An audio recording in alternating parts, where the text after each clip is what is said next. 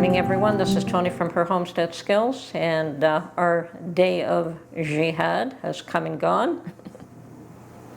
And as I expected, there has been a number of skirmishes worldwide, but not too much more than that. There's been a lot of flag waving and yelling and screaming and people voicing their displeasure at whatever they want to do.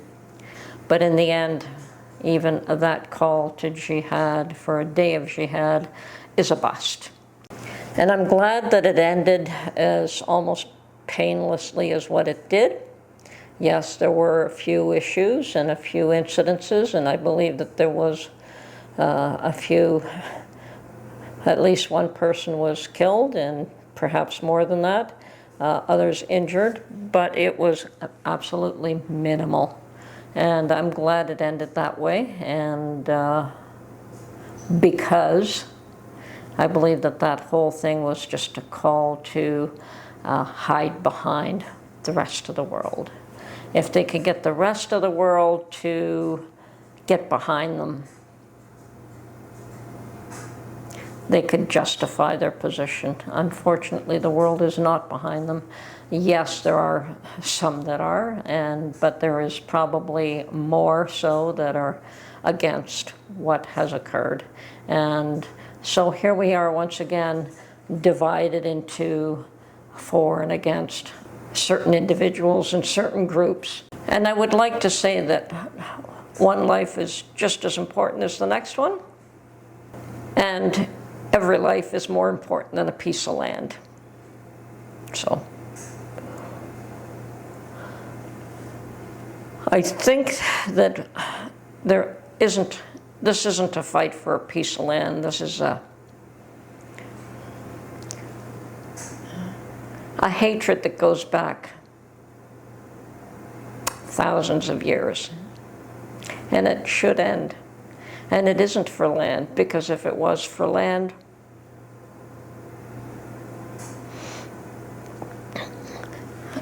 people could very easily negotiate for a piece of land. You can buy it, you can buy another piece someplace else.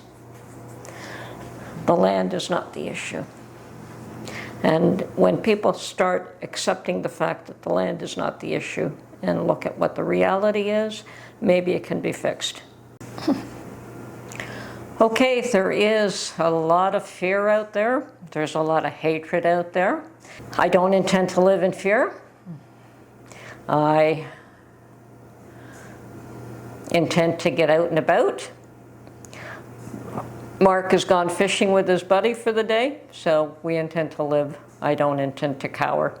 And yes, we have both groups very prevalent in maybe not my immediate neighborhood, but pretty close to it anyway. So yeah, anything can happen. And I have been in the thick of it in the past, and I know how ugly it can get. And I also know that my life is in God's hands, not in anyone else's. So I choose not to live in fear, and I choose to live my life and go on with it day after day. And yes, I will continue to prepare.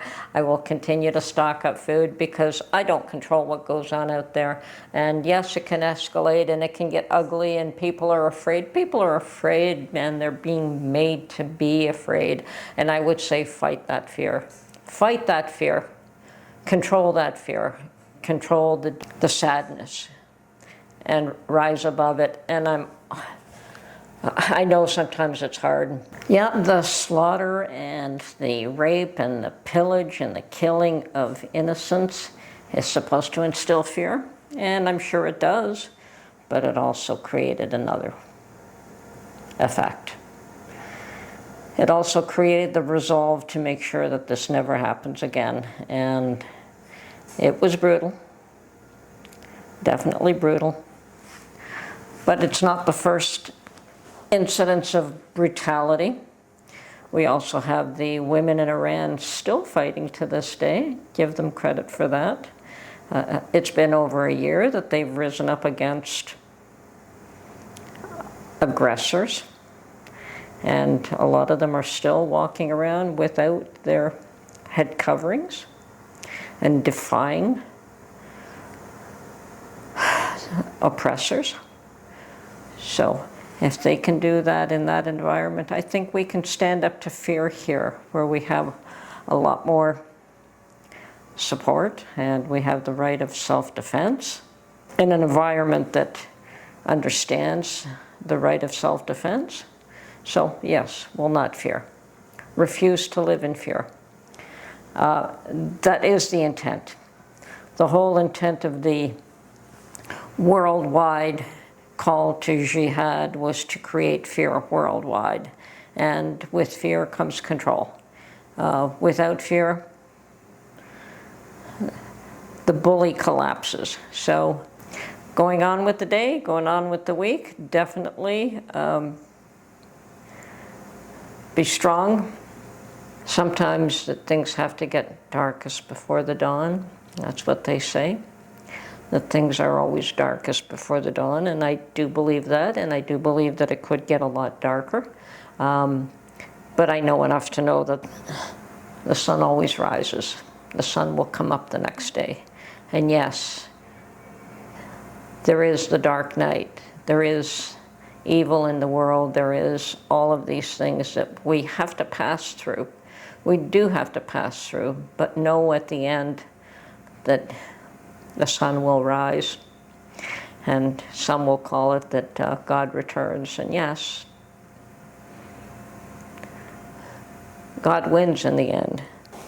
People always seem to forget that there is always unintended consequences to certain actions. So with the brutality being so horrific, unintended consequences is the resolve to ensure that this never happens again. Well, that may be wishful thinking. I'm sure that there's going to be quite the drive to make that a reality. So here I am. I'm going to post this video this morning, and I'm going to try and keep my eye on what's going on in the world. I understand that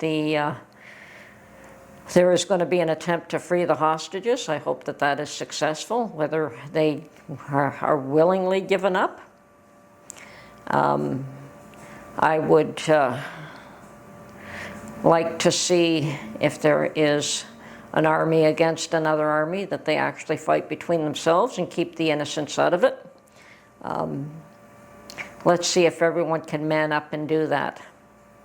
Give up the hostages, give up the innocents, let them go their merry way, and you protect them, not use them as a shield against you. And that is my comment for the day. I will not be a shield for anyone, except perhaps my own grandchildren and children. I can understand being a shield to protect my own family, but I will not be a shield to protect someone who wants to do battle and use me. So I hope the cooler heads prevail and they don't allow themselves to be manipulated and used.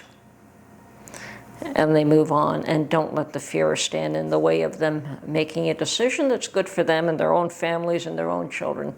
And, you know, there's always another piece of land. They're not the first to lose their homes. A lot of us have lost our homes. And I've lost twice, not once. I've lost homes twice. So you can get over that. It's a matter of, well, that's what God wills, and you just move on. Perhaps we're not supposed to attach our hearts and souls to this world, but to the next. So